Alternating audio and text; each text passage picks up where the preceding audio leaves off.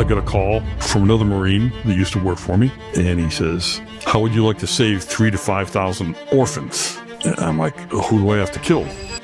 He says, hopefully no one. I'm like, oh, thank you. You get tired of hurting people.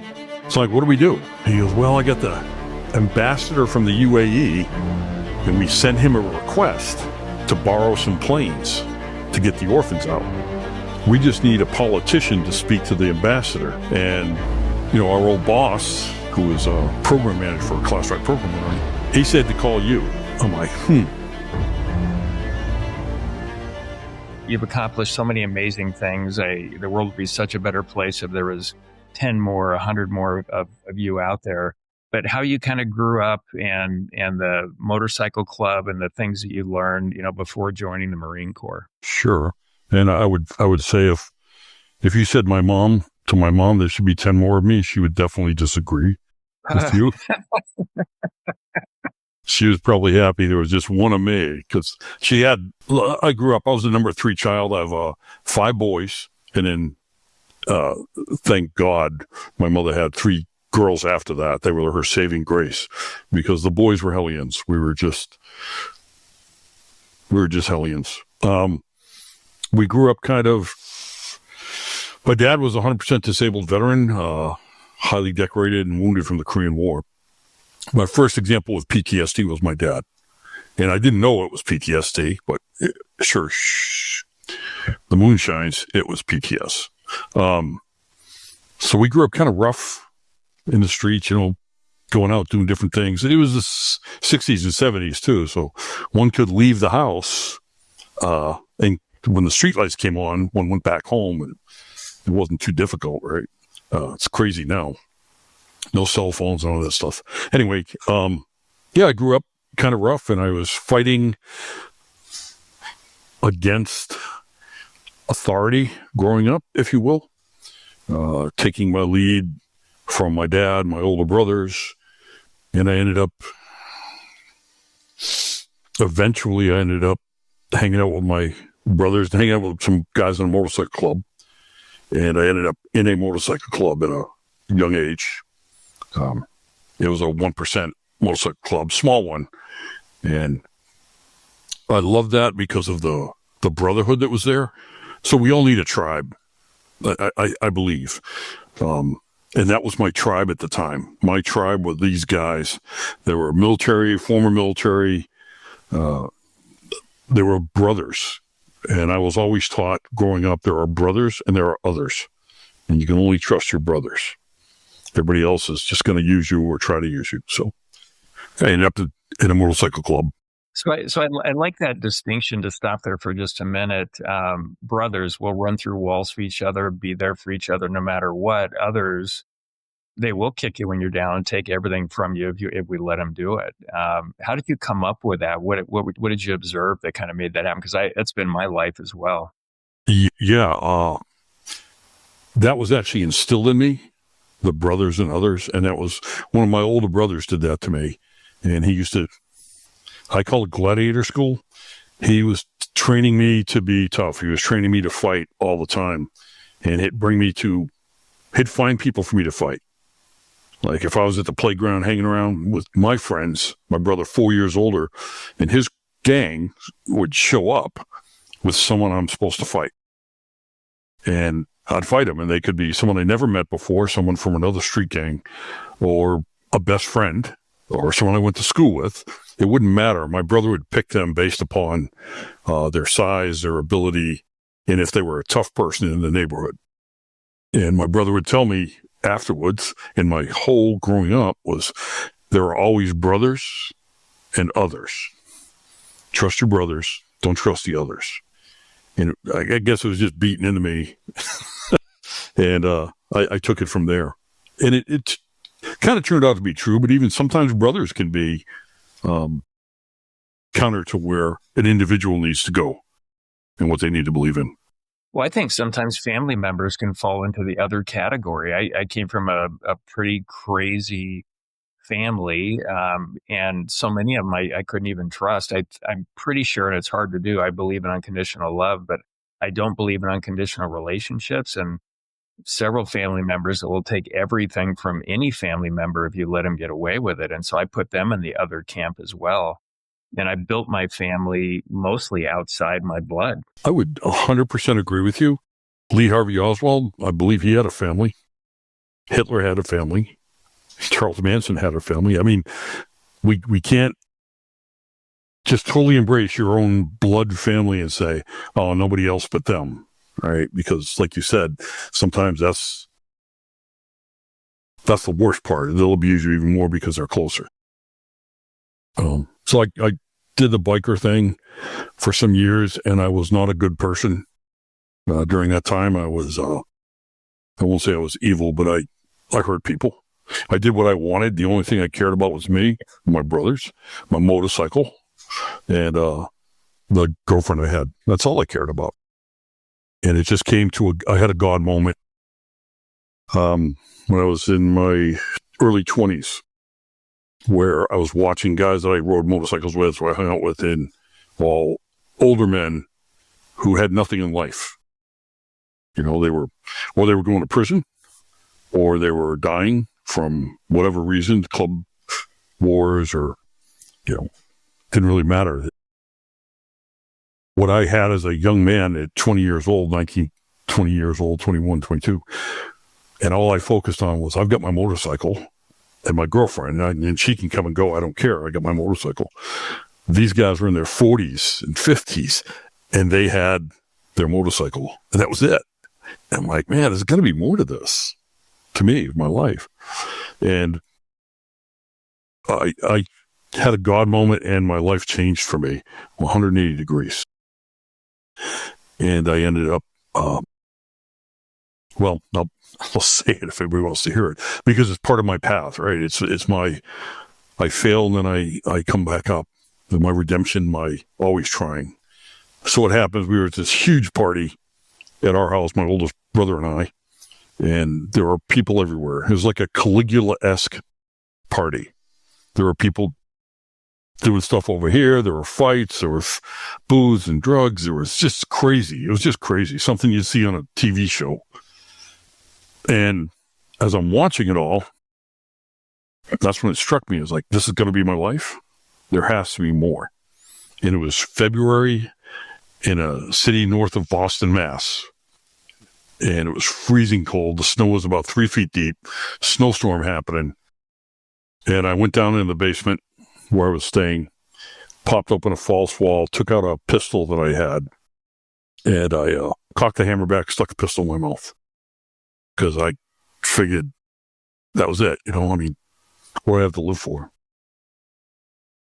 I came to consciousness again 3 miles away in my family church, sitting in the front pew. It was like 2 a.m, and I'm sitting in the front pew. My hair was matted to my body. My beard was matted. I was wearing just a flannel shirt with a thermal underwear underneath it. I mean, I had jeans and boots, but I had no jacket, hat, gloves. And I'm soaked with being wet. And I look up and there's the crucifix. I'm like, oh, okay, sorry. I don't even know why I'm here or how I got there. Obviously walked because I'm soaked with snow. And I walked out the front door. It was very cold, snow, still snowing. And I'm thinking, great. Am I in purgatory? Did I truly end my life? And this is what I'm going to do. I'm going to walk out in the snow. I'm going to freeze to death. I'm going to end up back in the church. I'm going to walk outside, kind of like a Groundhog Day thing. And I'm like, all right, if I'm going to get hypothermia and die on the side of the road, I might as well get to it. And I walk down the steps, and a truck pulls up on the sidewalk, by the sidewalk. And the door opens up, and it's a friend of my oldest brother. And he opens the door, and he says, Danny, what are you doing? Get in here. I've been looking all over for you. I'm like, okay. And I mean, I was cold. I jumped in, turned the heat up. I said, you been looking for me? He says, no, I wasn't actually. I was at home with my girlfriend and enjoying a beverage, an adult beverage, and I had this feeling I had to go out. So I told her I'm going out. I got my truck, and I've been driving around, and I was just directed. I just came down here, and there you were. I knew I had to pick you up. My God moment. I went back to the party. We threw everybody out. And I decided at that moment I was going to change my life. 180 degrees, stop all the stupid things I did, and try and use my life the way I thought God would want me to use my life. And I ended up in Norwich University, which is the oldest private military college in the United States. And it's up in Vermont.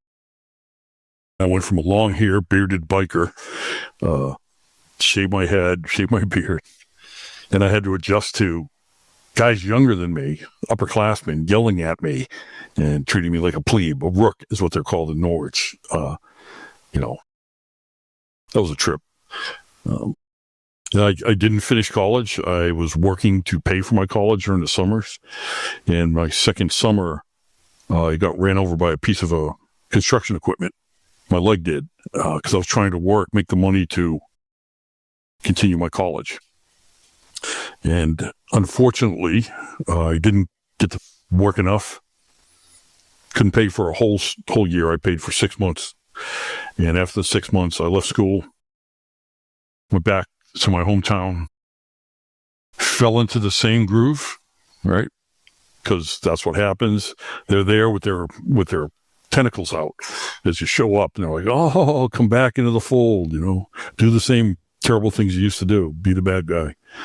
And instead, I joined the Marine Corps, end up in the intelligence community, and had a 12-year career in the Marine Corps. One could call it a career. And learned some languages, did a lot of travel, learned some good things, met wonderful men and women in the Corps, and then got out and started contracting. Yeah, you actually went in fluent in 4 languages, including English, correct? I went in the Marine Corps. I could speak Spanish and French, and I had a really good understanding of Latin. And because in high school, my Spanish teacher was extremely good looking. So I took Spanish because that's a good reason. I had this, high school boy fantasy that she was going to marry me and blah, blah, blah, the whole bit, whatever, or at least date me. But it didn't happen. And I took French because chicks dig French, right? So I was like, I'm going to take French, language of love. And Latin I just took because it was an easy course. Both French and Spanish are Latin-based, right? So I figured take the route and then go from there. And then when I got in the Marine Corps, they sent me to Chinese Mandarin language training, which, as one can see, I'm not Chinese. And I thought, from the Marine Corps, hook, line, and sinker dragged me into getting into this intel field, was I was going to be some James Bond kind of Jason Bourne, learn Chinese, jump behind enemy lines type thing. And what a load. And I was like, seriously, Chinese? What am I, you amputate my legs? How am I going to do this? I'm not Chinese at all. I did Chinese, and then after that, I was a plank owner for a specialized, brand new reconnaissance element that started within the intelligence community. A plank owner means I was one of the original guys who put it together with some amazing officers and other Marines as well. And then they sent me to Russian language school, Spanish intermediate, French, and Ilocano, which is a Tagalog dialect or Philippine dialect. And that was during the overthrow of Ferdinand Marcos. So they sent us to Ilocano language training so that we could help the Philippine government and the Marcos regime, Marcos presidency, whatever one wants to call it, during that overthrow. Did you apply the languages in different missions? Is that like all of them? Not Chinese, really. My first few years in the Marine Corps, they sent me to Okinawa, Japan. And there was no Chinese there except for the Chinese restaurant. And I practiced there, but that was about it. I could get slapped for some of the things I said in Chinese. That's because one of the first things like young servicemen want to learn is for a foreign language, like, how do you say such and such cuss word? How do you say how do I say this? Chinese I didn't use. Spanish, French, Ilocano I used. Russian, it saved my life. Haitian Creole saved my life as well. My French and Spanish as well, working later on down in South America, Central America, helped quite a bit. So those languages I used. Chinese I never used. Okay. And I can imagine going into the Marine Corps, what a different lifestyle than being in a motorcycle club. What were one or two bigger lessons and personal growth things that came out of those years with the Marine Corps? I enjoyed the discipline of it. I truly did. And it was similar in the motorcycle community, right? There was a discipline, there was a brotherhood. So there was that familiarity. But I love the discipline. I love the PT, all the different things I could get to do. And I kind of thought, wow, they are training me to be ultra violent as a Marine, as someone who defends. And they pay me for it. That's awesome. Nobody paid me before. I could be ultra violent and nobody, I'd get arrested. So this was fantastic. I loved it. The leadership and the men and women who were leaders above me, officers of Marines and senior enlisted Marines, I really enjoyed learning from them. But there's also, as with everywhere, right? Like with family or friends, brothers and others, there's individuals in the service that do not deserve to be in leadership positions at all. So one can learn the good from them or the bad from them. And I used to carry a little book around, and I'd write down the qualities, the leadership traits or principles, the qualities of the individual that I was involved with. Like, I don't like this, the pros and cons of Lee, right? I just write it down. Man, I like this about this individual. I don't like this. I like this. I don't like this. And then I try to model myself to be, take all the good parts, throw it in one big bowl, and that's what I wanted to be. So I enjoyed that. The professionalism, discipline, I like that. Yeah, and I think that's an issue everywhere in companies of all sizes, leaders that probably shouldn't be leaders. And I actually think the biggest deficit on the planet when it comes to humanity is having enough leaders that are both capable and moral. And if we had a lot more of those, we wouldn't have so many wars where everybody's killing everybody. Yeah. Yeah. And I'm kind of curious. So regular PT going through, how did you make sure your body could keep up with all these different missions over so many different years? Was that ever an issue for you, or are you just a genetic, genetic perfect, specimen? Marine Corps boot camp beats you down to the least common denominator. So you go into training and you're in a platoon, the platoon's in the company's in a series, blah, blah, blah. And they just beat everybody the same. Everybody gets their head shaved. Everybody gets their personal identity taken from them. And you're all exactly the same. It doesn't matter what color you are. You're green. It doesn't matter what religion you are. And if you profess that you don't have a religion, every Sunday you will have a religion, whether you like it or not. You will go to some type of church or synagogue. It doesn't really matter. You're going to do it. That's Marine Corps' thought process, right? To develop the moral character of a person too. So for PT, it's not like one can say, I don't want to do this. You're forced into it. And I've always been a person, when given a challenge, I'm going to accept that challenge. I'm going to do the best I can, or I'll pass out or die trying to accomplish that.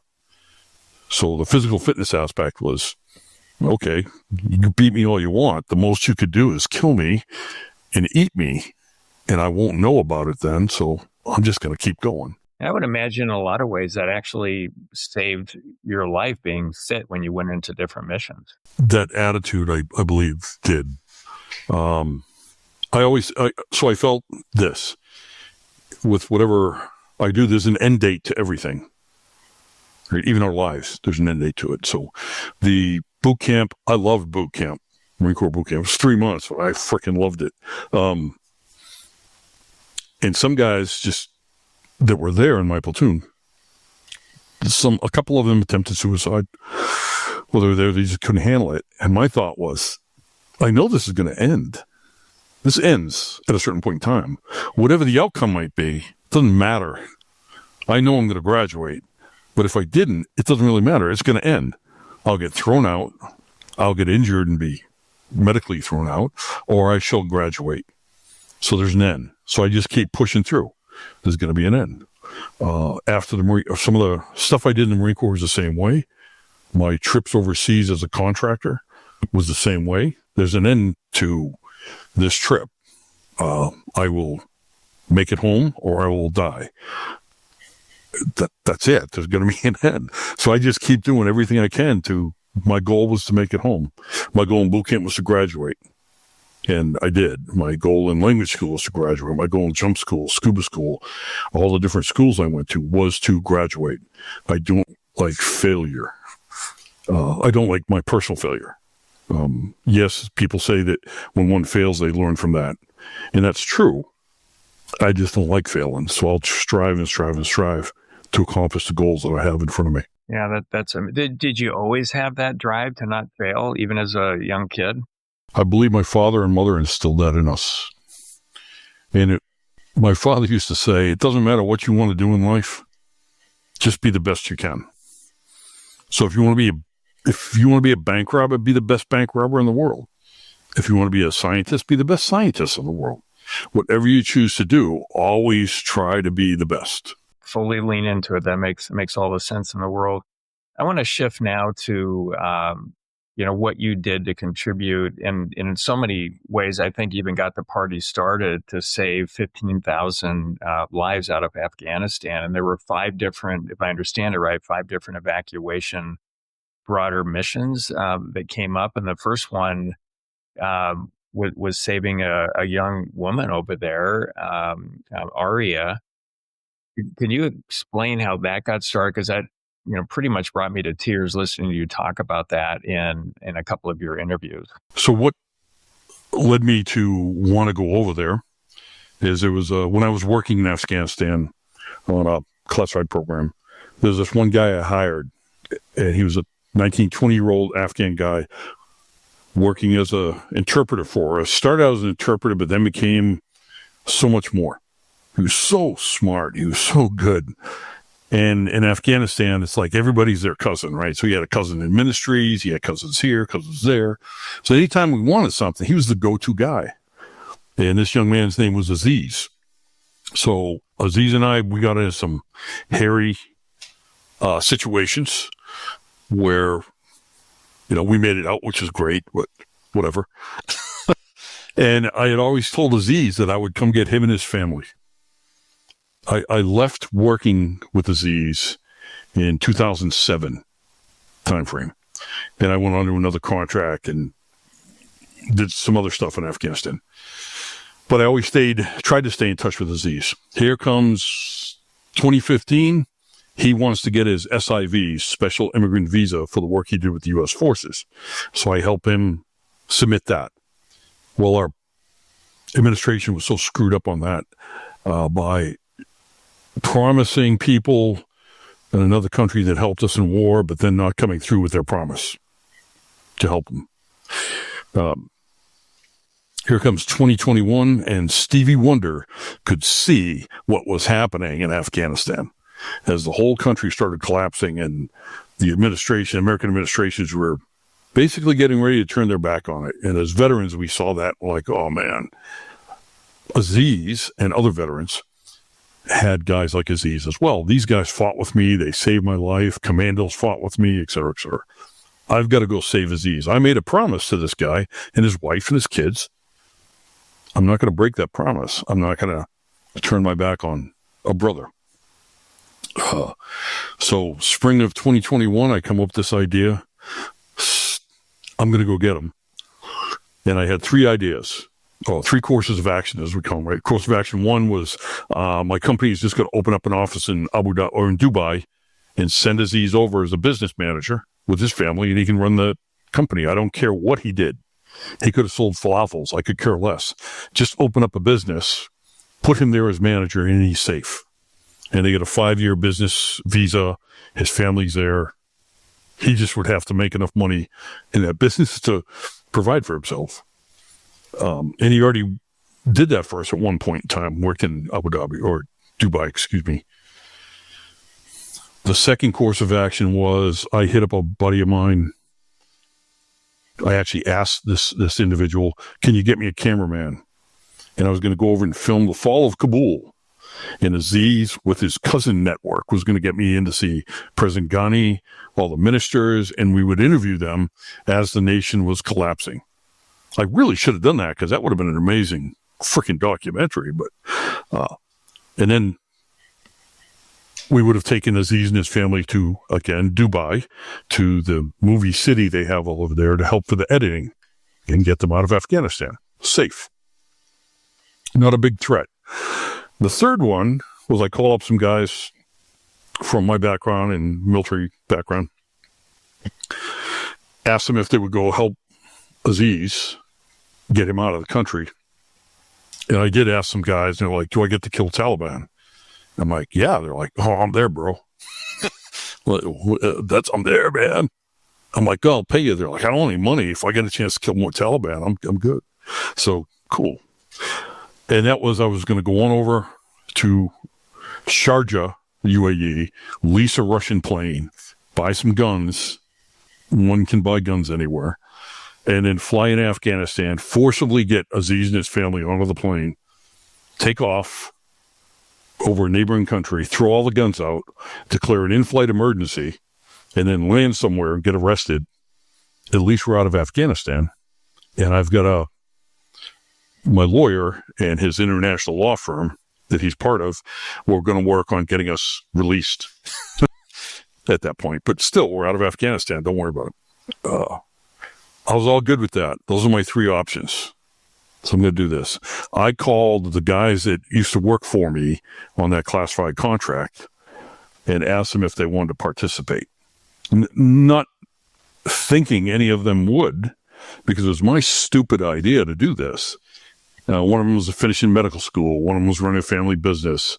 And one of the guys, a UFC fighter, and he's on Fox News. And he's like, oh, I've got these talks and I got this other stuff I got to do.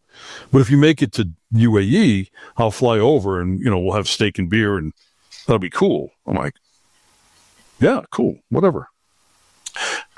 I got a call from another Marine that used to work for me. And he says, how would you like to save 3,000 to 5,000 orphans?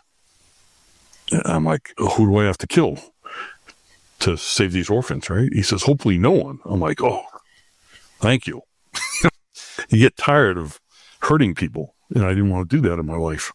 So I'm like, what do we do? He goes, well, I got the ambassador from the UAE, and we sent him a request to borrow some planes to get the orphans out. We just need a politician to speak to the ambassador, U.S. politician, to speak to the ambassador. And, our old boss, my old team leader, who was our program manager for a classified program, he said to call you. I'm like, well, I know someone who knows some politicians. So I called up one of the guys that worked for me before, the UFC guy who couldn't go. And I said, can you get me a politician? This is what's happening. He goes, yeah. And he asked if he can be on the conference call. Come to find out, long story short on that, it wasn't the ambassador. It was the ambassador's assistant. And he kind of chuckled after the U.S. politicians stepped on each other's heads to bow and kowtow to this guy. And the guy kind of laughs and goes, I'll let the ambassador know. Thank you. Fucking hangs up, right? I'm like, oh, okay. I turned to my business associate and a brother of mine from a veteran motorcycle club we were in. And he says, you do know that my family is best friends with the royal family of the UAE, right? He said, I played polo with the Crown Prince. My dad, my friend's dad, and the king were best friends. I'm like, what? He goes, and I went to Georgetown University with the ambassador from the UAE. Do you want me to call them? I'm like, yeah. So he makes the call. The ambassador says, let me call the Crown Prince. This is August 13th, August 12th or 13th. He calls the ambassador calls the Crown Prince. The Crown Prince says, whatever Joseph Robert III wants, we will do. So Joe turns to me, he goes, well, we're in. I'm like, oh my gosh. So we bought plane tickets, the two of us, and we head to the UAE. Now, this huge groundswell of as Afghanistan fell, as Kabul fell, veteran organizations, other people, a ton of veterans, 20-year war. There's a lot of veterans who work with Afghans, Christian groups, etc. They start putting together lists of Afghans to evacuate. And it all went into this one hotel, the Willard Hotel in D.C. A lot of these organizations set up in a conference room, and they get all these requests, put it all together, raise money from sponsors or what have you, donors. And then they were trying to charter planes or send me the list. I hit UAE. We're up in Dubai on August 16th is when we arrived. And Kabul fell on the 15th. My interpreter Aziz, I'm talking to him, trying to get him into the airport, trying to get it taken care of. He can't make it in. It's a complete cluster. State Department didn't know what they were doing. The military was hobnailed. They were hobbled. They didn't know. Their authority was very limited in this evacuation. The Taliban were given security around the entire airport, which is wrong.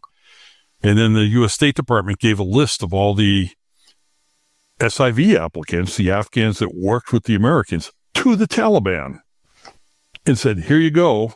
The people that you were hunting, they're trying to kill, can you let them in? Here's a list of everybody. And the Taliban's like, oh, that's awesome. Who made that decision? I don't know, but it was Mr. Blinken's, Secretary Blinken's chair, right? So he was the guy in charge. It could have been an underling. It could have been Blinken. I don't know. But it was a damn stupid thought process. A lot of people were killed. Well, we're in Dubai, and again, I'm getting all this information, all these names, save this person. We're putting on the list. I'm like, as soon as I get there, we'll see what aircraft we have, how we can start evacuating people. The military, U.S. military, was still taking the airport back from the Taliban and, trying to clear it. And everybody saw the pictures of the Afghans getting on the military planes and falling from the sky. And so the military had to go in, ground forces, and again, clear and secure the airfield. So that happens. I'm in Dubai, and I get this text message, a WhatsApp text message. And the picture is a young girl walking down the street. The Taliban are taking the picture from a car, and they say, we know who you are. We're going to rape you, and we're going to kill you. And it infuriated me, Lee. I mean, if I could have flown right into Afghanistan at that moment, I would have hunted those guys down who did that for threatening a young lady. I was really just pissed. I can't get into Afghanistan. I'm still in Dubai. I got to get to Abu Dhabi, which is another state in the UAE, another kingdom. So I'm on the phone. I go, give me this girl's number. I contact her, and we start chatting and texting. I'm having her send me pictures, and she thinks I'm a complete freak or a creeper. So I'm like, I need you to take a picture of yourself, a selfie, with you touching your left ear with your right hand. And she goes, what's wrong with you? You're weird. I'm like, no, just do that for me. And she would stick her tongue out or give me the finger or something like that. And she goes, you're weird. I'm like, no, because I didn't want to be talking to a Taliban guy who's pretending to be a girl and then send someone in to go get her. And then, 3 days. I promised her that I would get her out. 3 days and then 3 nights. And on the third night, and she was all by herself. She had no food, no water for 3 days. She did find, forgive me, Arya, a bottle of vodka, and she was slowly sipping that. But there was no running water at the airport. There was no food at the airport. She was hiding under a desk and hiding where she could because the Taliban was searching for her. On the third night, I get a phone call. Pick up the phone. It's a Afghan landline number. I answer it. It's her. She says, they found me. Someone told them where I am. You promised me you would save my life. You need to come get me. Man, I felt like such a complete waste. because I wasn't even there. I had been talking to some U.S. Air Force Special Operations guys who were there on the ground, texting with them. So when she told me that, I had her drop a pin with her WhatsApp and stay where you are. And I called these guys and I said, you got to go get her. And they heroically went over outside of the area they were supposed to stay in. And they went to rescue this girl. And they're texting me back and they're like, she's not here. We can't find her. She's not here.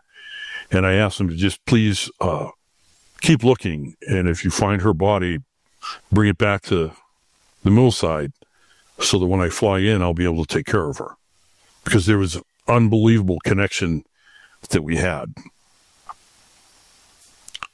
One of the guys looks out a window. He sees the Taliban physically dragging this young lady away. So all of them go out the window. They have a discussion with the Taliban. They hand the girl over. And afterwards, I'm pacing like a dad, in a maternity ward back in the 50s, He ate two of my nails, wondering what the hell's happening. They text me back, and I get a picture of her flashing me a peace symbol in between these two special operations guys. And she texts me, she goes, I'm safe. I'm here. You did it. I love you. I love you. And I wrote, I love you too. And I'm like, oh my gosh, I don't mean it like that. Don't tell my wife I said I love you. But I did. I loved her. She was the first. And I broke down. I prayed. I called my wife. I told her what happened. And I said, that's it. I'm done hurting people. I just want to help people for the rest of my life. What an amazing outcome for Arya. What was Arya doing in Afghanistan that made the Taliban target her? Yeah, so Arya was an executive assistant at the presidential palace. She worked for the president, and she would do the hiring or the interviewing, whatever, for people coming to work in the palace. So she knew all those folks. She was also a strong advocate for women's rights, for children going to school, very vocal. And very against the Taliban. So because of that, she was a target. And they wanted to make an example of her. Yeah, a lot of folks here in the United States, I live in Arizona, it doesn't seem like they want to believe that bad things really happen in the world. It's like they'll believe whatever they hear if they want to hear it without any facts to back it up. But the Taliban and the culture and just all of that, I mean, there was some really bad stuff happening over there. Without going too deep into it, maybe give some color on what it was like to live in Afghanistan after they took over. So driving down the street in Afghanistan, and there's a cab in front of you, and the trunk is propped open with a broomstick. In the trunk are the women sitting because they could not sit in the cab with the male. So they would ride in the trunk. The women were totally covered in burqas. Totally. We used to call it like Casper the Ghost outfits because they were usually all blue or black. They had no rights. They couldn't go to school, things like that. When the coalition forces were in Afghanistan, Arya was going to school at American University in Kabul for law, which this spring she just graduated from Georgetown Law School here. She became our daughter. We sponsored her, and she ended up living with us. This was actually her room at one time. She lived with us for years since the evacuation, and finished law school, and now she's got a job as a lawyer. It's pretty damn amazing. And the oppression. Christians would be murdered if someone had a sexual preference that was not male to female or female to male, even though the Taliban may or may not have practiced homosexual sex themselves. It didn't matter if you were out and said, "Hey, I'm gay," then you would die, set on fire, executed, heads cut off. At the soccer stadium, instead of having sports, that's where they held executions. if a woman or a man, this was always interesting to me. So a guy would think, hey, that girl is good looking, and he'd try to hit on her, and she rebuked him. He would then go say that this woman came on to me. Oh, okay. So she committed the sin. Over there, a man could almost rape a woman, blame the woman. She would be dragged to the soccer stadium, put on her knees with a group of other people, and shot in the back of the head. Executed.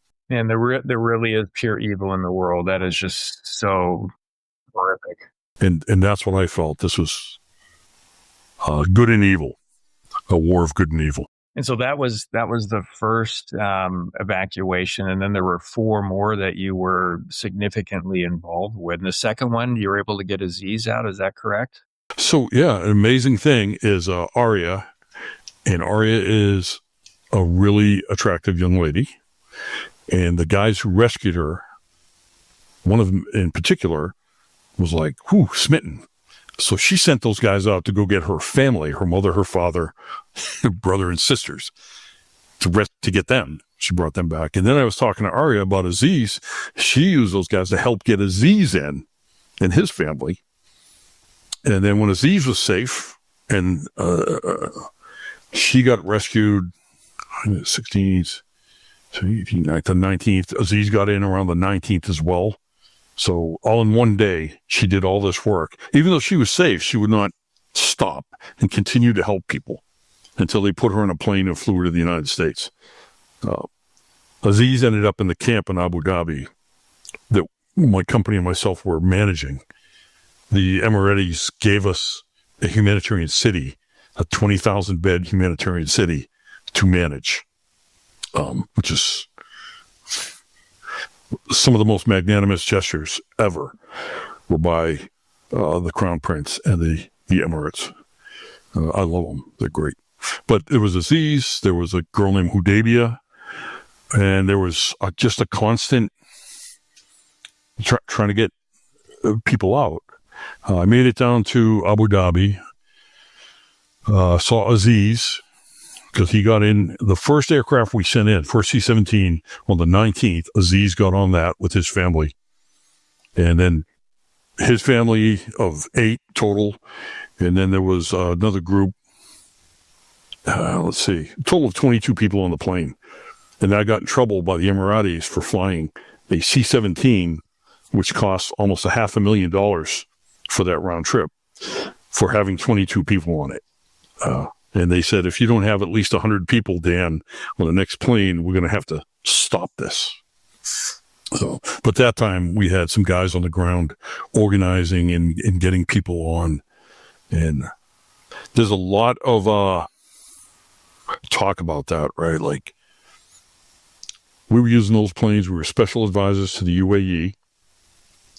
I was a special envoy for the former Afghan government.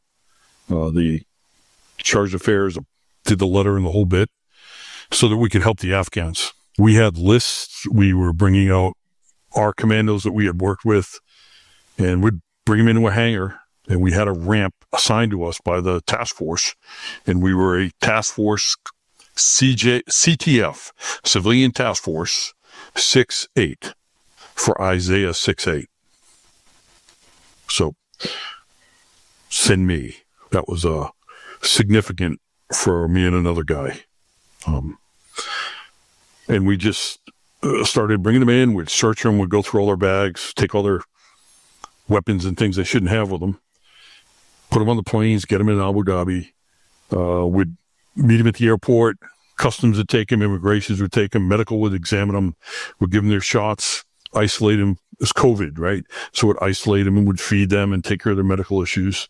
And it was a huge process, man. We had babies being born on the planes. We had people dying. Yeah, I'm looking at pictures right now of the playgrounds at the Emirates Humanitarian City that were set up for all the kids, and that was a huge operation. A lot of folks got out, and it's one thing to say you want the world to be a certain way, you want something to happen, but what strikes me in all of this, without you and your teams that you worked with and put together to make this happen, if you don't execute on it, none of it matters. It's like virtue signaling, saying what you want to have happen. So you know, my deepest respect to you and your team members that actually pulled all this stuff off. I keep in touch with a few of the Afghans, certainly 15,000 plus I don't keep in touch with, but some I do on Facebook and LinkedIn and other social media, and what they're doing. Some are running businesses now. Some are,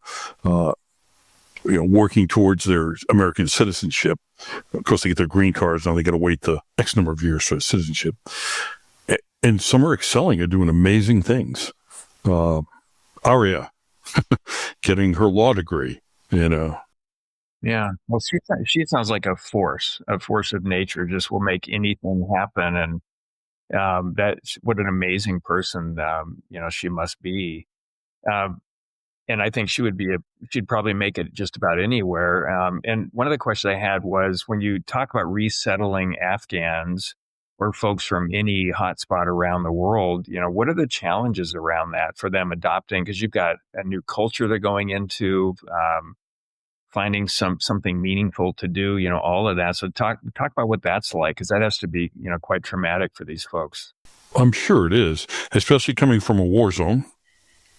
And then they're dropped into the UAE in a big compound. And what I tried to do there was try to hold some cultural training, right? So if you're going to go to the United States, Afghans are tribal, right? There's the Tajik tribe, the Pashtun tribe, the Hazara tribe, this tribe, and they don't like each other for generational issues. And there's Sunnis and there's Shias. And then there's the hidden Christians who have the underground Christian churches they go to.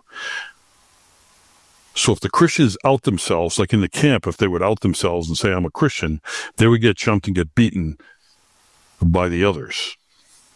Some of the tribes, you'd see the Pashtuns beating up and picking on the Hazaras or the Tajiks or Uzbeks.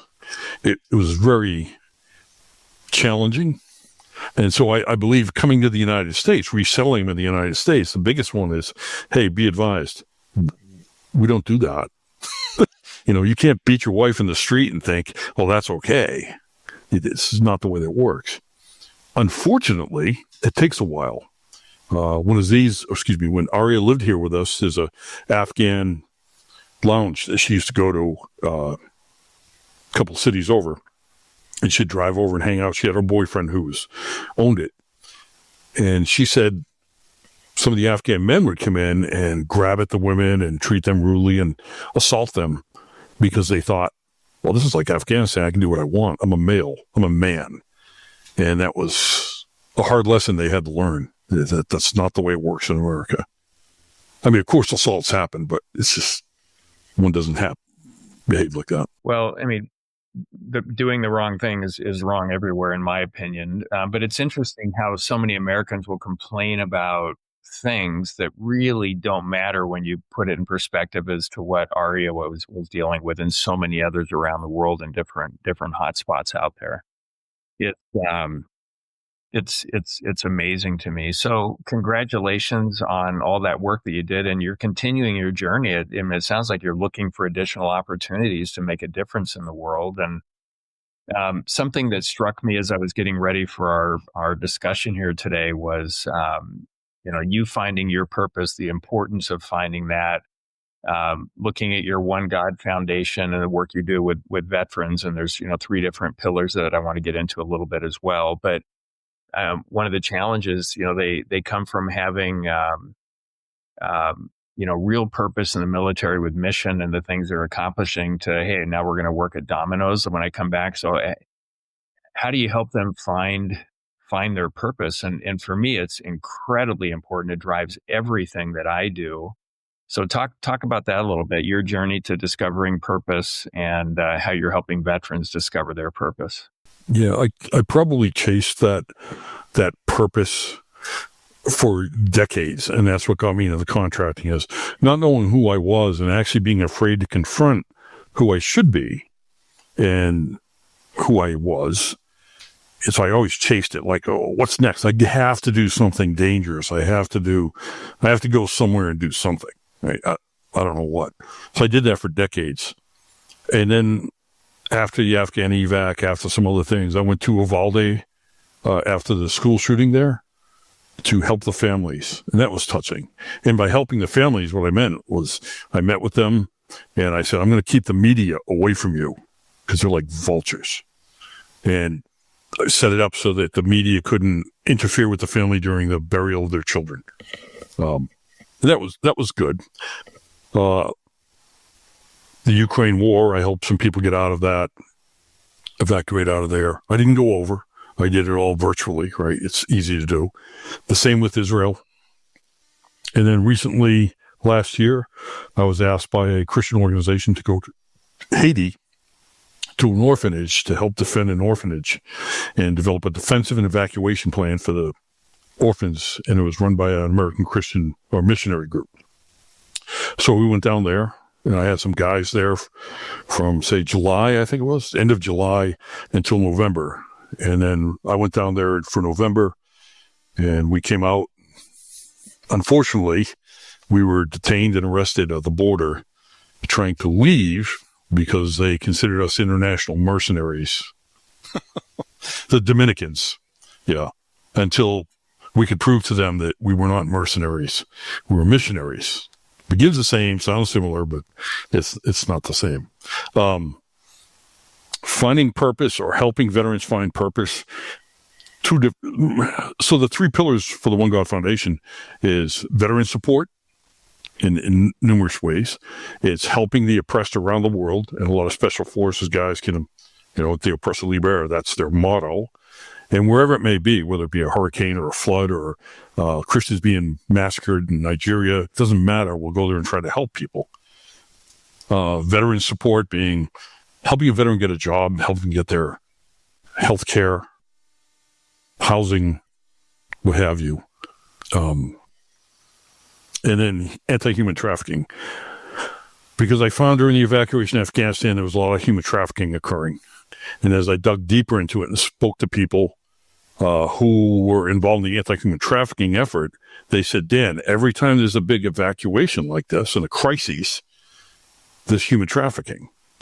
It's easy because you go in there with that, I'm here to help you, and you start trafficking human beings, especially females, especially children, because they're vulnerable. Again, evil, right? Jumps in the middle of the good. So for that, there's plenty of organizations that kick in doors and rescue kids. Mine was more, and we're still trying to source it, right? Working with survivors to help victims of human trafficking. And again, find a purpose. It's a common thread, whether it be a veteran, victim of human trafficking, or veteran support issues. It's all. The common thread of that is they have to have a purpose to continue with their life. So how do we do that, right? How do we set it up and help them find their purpose? And that's my goal with the One God. And then there's this one spinoff we do. I've been doing it since 2014. It's called Toast to the Fallen. And I started on a Memorial Day because I got tired of listening to commercials about a free hot dog or $100 off on Memorial Day, and then people thanking me on Memorial Day. Hey, thanks, man. I'm like, well, I'm not dead. Why are you thanking me? This is for the men and women who passed defending your freedom to be an idiot and thank me for, my service on this day. So I bought a dog tag machine, and I started collecting names in 2014 through social media and other things. And I'd make dog tags. And if you were there and you had ever lost a family member, a friend, or a battle buddy, I'd have you sit with me and you tell me about that person while I make this dog tag. And as you explain this to me, they were really funny. They told the funniest jokes. Well, my uncle used to take me fishing.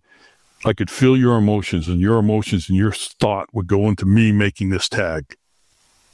And I'd give this back to you full of your energy. This is yours. Then I'd make another one. And every 30 minutes would stop the music, have everybody stand up, charge a glass to do a toast, would read the names off, and then hang the dog tag on a battle cross, which is a weapon turned upside down on a bayonet, a helmet on it, and would read off the names. We did Gold Star mothers, Gold Star wives, and there's this one, I'll throw this, I know we're short on time. This one girl comes up to me, and I say she's a young girl, and she says, "Can I have one made for my dad?" I'm like, "Of course. What's your dad's name?" So I give her a form. She fills it out, and I tell her to sit with me, and I start making the dog tag. I'm like, "Tell me about your dad." She goes, "I never met him." I'm like, "Okay, this is different." I said, "What?" She goes, "My dad was killed in Vietnam. My mom was pregnant with me when my dad was killed." I'm like, "What?" Tell you what, tell me what your mom told you about your dad. So she did. And I made the dog tag. I gave it to her. And I said, "I'm going to stop the music and we're going to call out all the names." She's all right. So I get up. I have my Tony Robbins headphone on, right? Whatever. And she's right outside the lanyard, keeping the crowd back. And I call her over and I put her under my arm. And she hands me a letter, piece of paper. She goes, "Can you read this when you get my dad's name?" I'm like, "Yeah, sure, honey." So I'm going through the list, and I get to her dad, and I say to the crowd, "Hey, everybody, this young lady here, her dad was in Vietnam. He was killed in Vietnam in action. Well, this young lady was in her mom's belly. Never met her dad."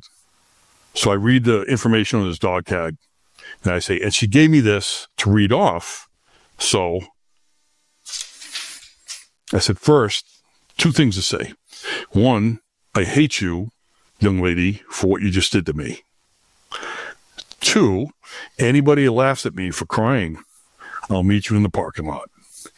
This is a letter from this girl when she was 10 years old that she wrote to the dad she never met. And it was shit. It started out, "Dear Daddy." So I read this letter this girl wrote to her father, who she never knew. Yeah, she was crying. I was crying. All these big bikers are crying. A lot of onions being cut that day. It's emotional. But it's a closure for a lot of people, and I love it. I love doing that. So we've done it all around the United States. Super Bowl, we did it at Super Bowl 2 years ago in Vegas. That was a really grand thing. Done it at the Pentagon for the Rolling Thunder. It's just wonderful. Yeah, I've heard you say that you don't really die until the last person says your name or it's not said anymore.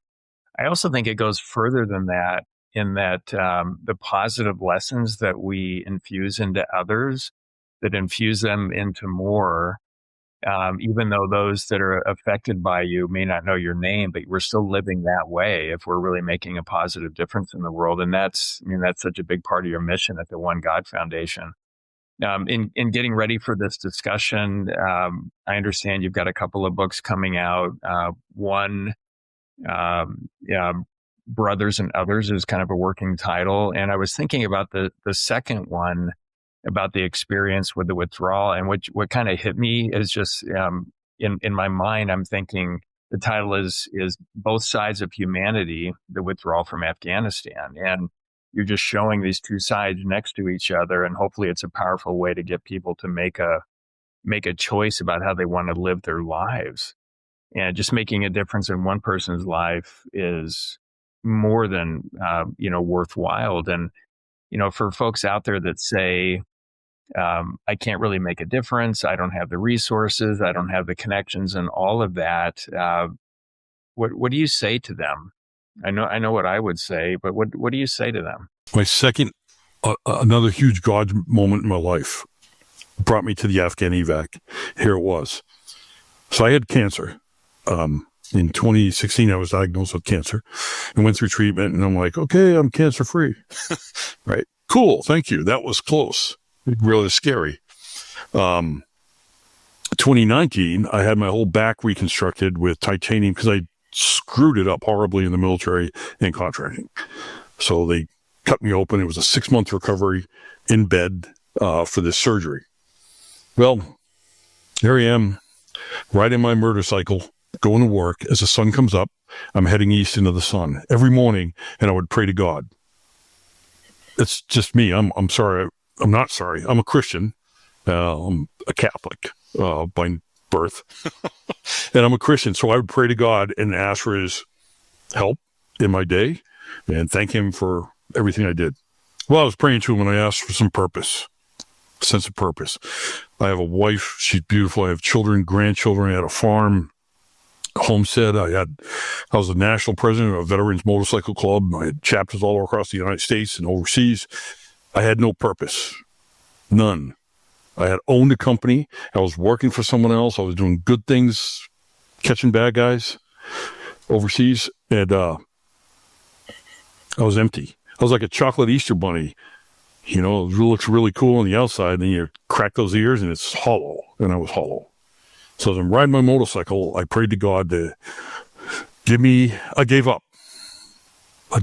Just tell me what you want me to do. I'll do it. I'll pull over to the side of the road, strip naked, and walk all the way down to the tip of South America preaching what you want me to tell. Just, I'm done. And I was looking for a tractor trailer on a major interstate to throw my motorcycle under because I was done.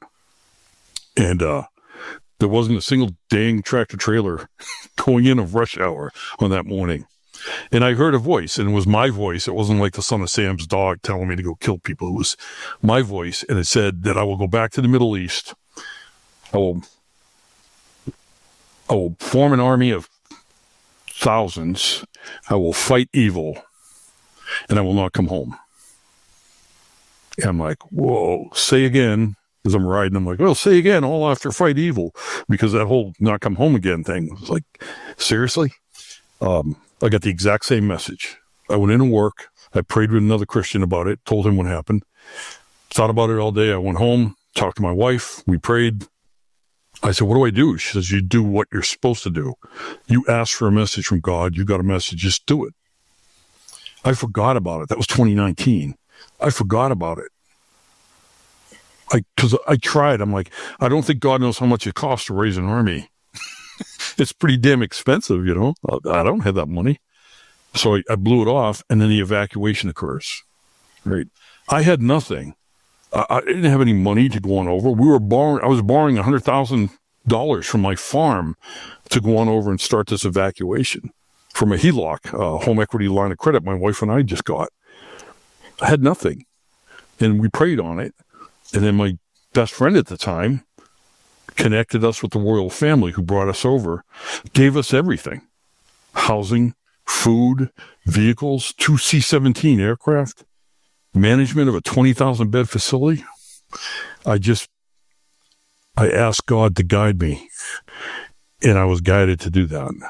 And we brought over 7,000 Christians we rescued from Afghanistan, and another, whatever, tens of thousands over, and they came to the United States. And hopefully they're like Arya and Udabia and some of the others are making a difference in other people's lives.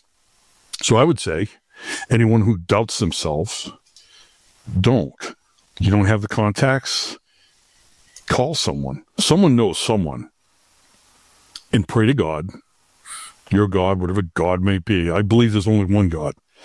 Some may think it's this water bottle, or they may think it's Buddha, they may think it's whatever. There is just one God, in my opinion. Pray to that one God. Ask for his guidance. Don't fight it. And the answers will come.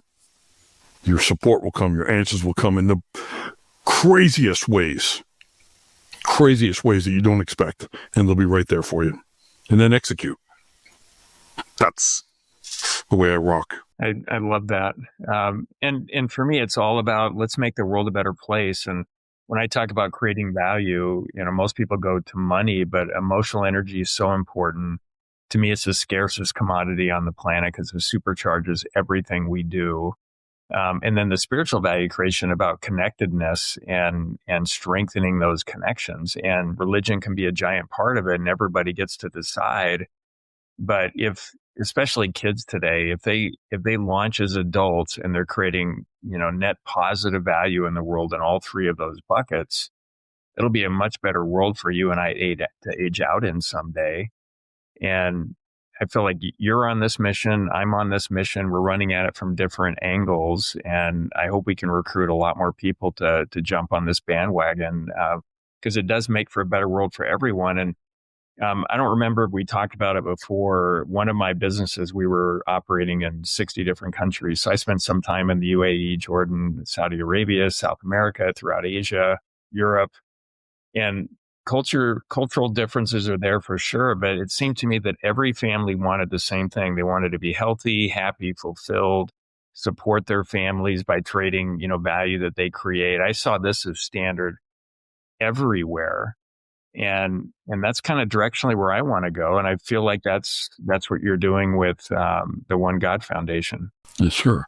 If people would, the first guy to download from the cloud onto a tablet some instructions, and there was fairly decent instructions. So treat others as you want to be treated, and just try to love your neighbor and honor your parents. Don't lie, don't steal, don't cheat. Don't be a douche, just like if everyone could do that, like you said, take care of your elders, take care of your family, take care of your community. Start there, and that should grow. Yeah, whether you're religious or not, it's about making it a better world. Why would anybody care which way you go? And for me, religion is a lot like, in one way, it's like politics, in that it can turn off half the brain in the rooms and turn on the other half. You say you're one party or the other in the United States, it'll turn off half the brains in the room and energize the other. But at the end of the day, we just create better conditions to work, live, learn, and play with purpose on the planet. Who cares where that comes in from? So it's crazy to me that people will criticize a really good effort to make the world a better place. Yes, totally agree. Totally agree. And religion can be as divisive as politics, right? It can be. And when I talk about holistic value creation, I'm specifically, when I get to spiritual value creation, saying it's not about spirituality or religion, but it's about connectedness. And that can be an incredibly powerful part of it. I'm actually in my home music recording studio right now, and I feel like I'm more connected to the source than ever the older I get. And that's where all the song ideas come in. And that's, driving emotional, positive energy in the world with the songs that I write and perform and do all of it. But when I did that, I got to 95% of the brains in the room. When you talk about religion, unfortunately, you turn off half, and it makes no sense to me. Oh, organized religion can be very difficult. Well, there's good and bad everywhere, right? Just because one or two do something stupid doesn't mean an entire movement's bad. I think loving oneself, and then loving others, and is where it should start. And if one could truly love themselves, truly love themselves, accept who they are, love themselves, try to get better in whatever aspect, and then love another person next to you, and then try to help them get better. Wouldn't that be cool? And wouldn't it just, like a domino effect, work throughout the world? Badass. It would, and it doesn't matter where you're starting from. You can make a difference with one person in your life. And if we all did that it would be an amazing world. Dan, if our listeners want to learn more about the work that you're doing, where do you suggest that they go? So One God Foundation, which is, the website is www, right, whatever, .1, and then godfoundation.org. And we try to post stuff on that for what we're doing. And hopefully don't find me in the news, because I don't like that. and like you said, the two books I'm going to try to get out there, Brothers and Others, working title, and then my version of the evacuation of Afghanistan. But unlike some people who write it, where they're like, I did this, it's not about that. I'm taking the stories of Afghans who were there, and the people who helped with the evacuations, and even the UAE guys, and putting it together, and like, this is what everyone did, and tying it together. Like, when people come together and they want to help one another, this is what happens. Not, I'm so damn cool, look what I did. I'll let other guys write those books. That's not me. I don't like that stuff. Yeah. Well, it's like we live in a world right now where it's so many folks want to be seen a certain way, not actually create the value in the world. And I view you as somebody really creating solid value in the world and helping so many people. So thank you for everything you've done. Again, deepest respect, man. Thanks, Lee. It's a pleasure knowing you. To hearing that coming from you, I'm humbled. I appreciate that. Yeah, thank you for being here. And I hope sometime in the future we can have another discussion. I want to get into so many other things, but we only have an hour and we've been over a little bit already. So this has been fantastic. I'd love to have you back. So thank you for being here. And this has been the Show Your Value podcast. If you got some value out of today's episode, please like and subscribe. And if you have a particular thing that you want to write down in terms of feedback on value that you did receive, please, put that in here too. Until next time, show your value to the world.